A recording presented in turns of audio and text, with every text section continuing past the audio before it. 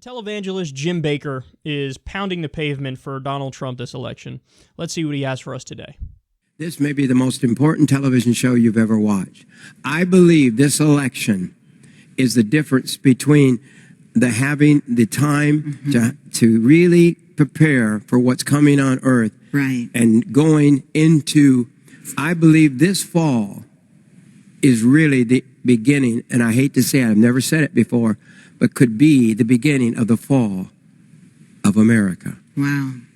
And we've got a choice to make, and we can do something. Yes, we can. And last two elections, almost, 30 million Christians stayed home. Evangelical Christians. Because they did not approve of the man running for office. That's correct. So we have had the most dramatic change in America's history of what America believes and what America stands for. That's right. Because people said, I'm just not going to do anything. Yeah. Faith without works is dead. You're not going to sit home and you say, well, I'll just leave it up to God. No, you're saying I'm too lazy to do anything. So God doesn't work that way. This liberal democratic platform is being mightily used by the devil to take America down. Oh, yeah. That's right. Yes. Wow. So at the end there, you saw Pastor Darrell Scott, and the televangelist Jim Bakker was also talking to Pastor Frank Amedia. These two pastors, Frank Amedia and Darrell Scott, they both have ties to the Trump campaign. And at the end there, it was Darrell Scott who said the Democratic platform, it was by the devil and it will bring America down. Yeah, no. So the televangelist Jim Bakker first was out there saying, I think it's the fall of America if Trump loses. Oh, let me just say that. Yeah, deep, man. I think we're pretty fucked either way, whether it's Trump or Hillary that ends up winning. But the Democratic platform is of the devil and it will bring America down.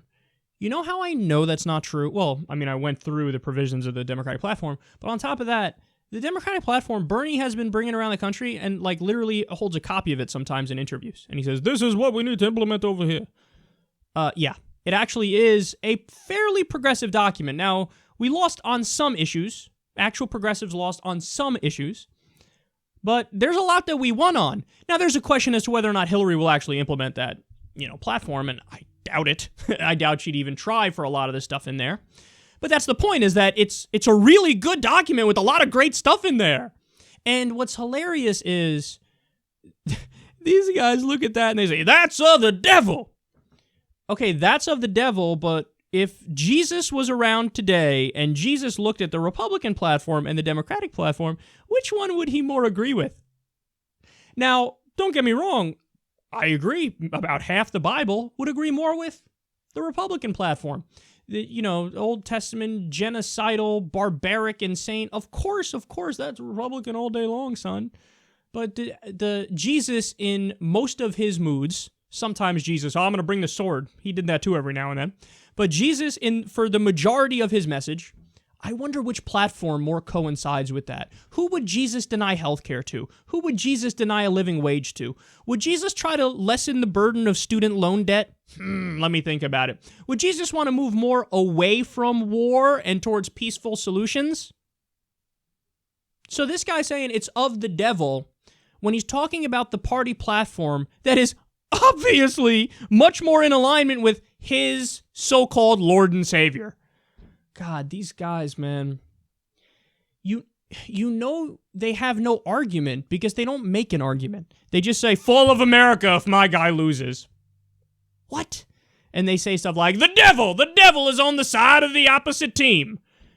People only make such preposterous arguments when they have nothing to say about policy and certainly nothing of substance to add to the conversation.